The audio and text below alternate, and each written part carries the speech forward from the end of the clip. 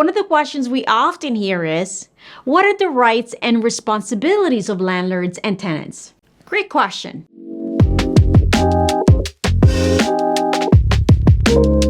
Landlords and tenants play many roles, and knowing what the rules are can help you maintain clear communication.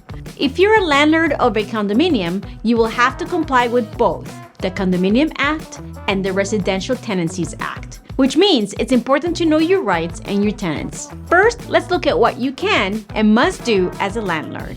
Once you rent your condo, you have 10 days to notify your condo board that someone new is moving in.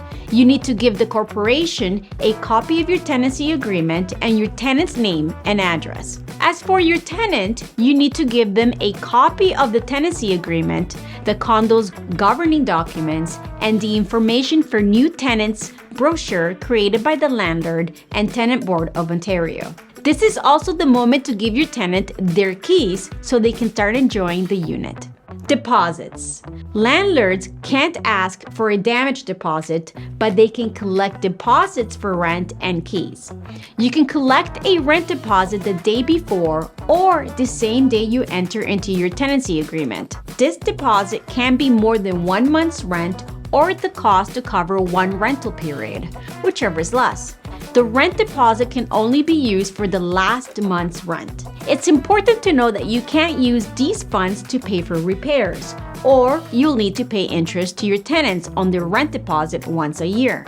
This is equal to the percentage stated in the rent increase guideline. Additionally, key deposits must be refundable and they can't exceed the cost of replacing the key. Raising rent. You can increase your rent once a year, but you'll need to let your tenant know in writing 90 days before you raise it. Some older condos might be under rent control. However, new condo units that were occupied after November 15, 2018 are not subject to rent control.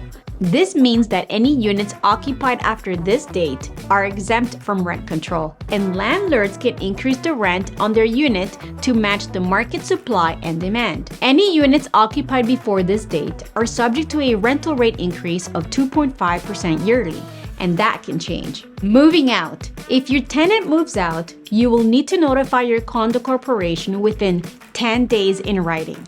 If you need to evict a tenant, you must notify them in writing and file an application with the Ontario Landlord and Tenant Board 30 days after the tenancy ends. Of course, if your tenant refuses to leave, you can't change the locks.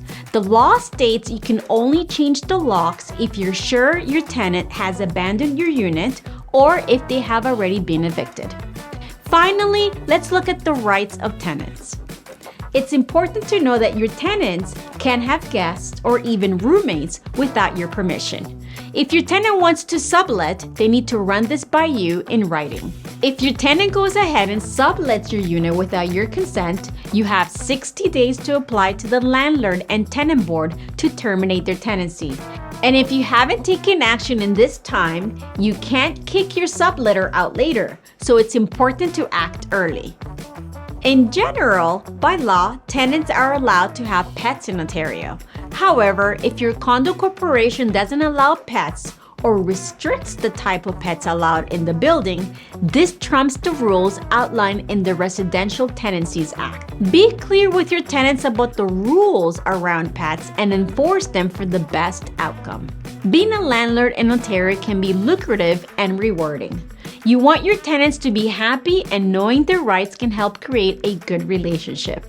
At GTA Homes, we believe a well-informed investor will always make a better decision for the future. Thank you for watching another GTA Homes exclusive. Remember to subscribe and to visit us at gtahomes.com.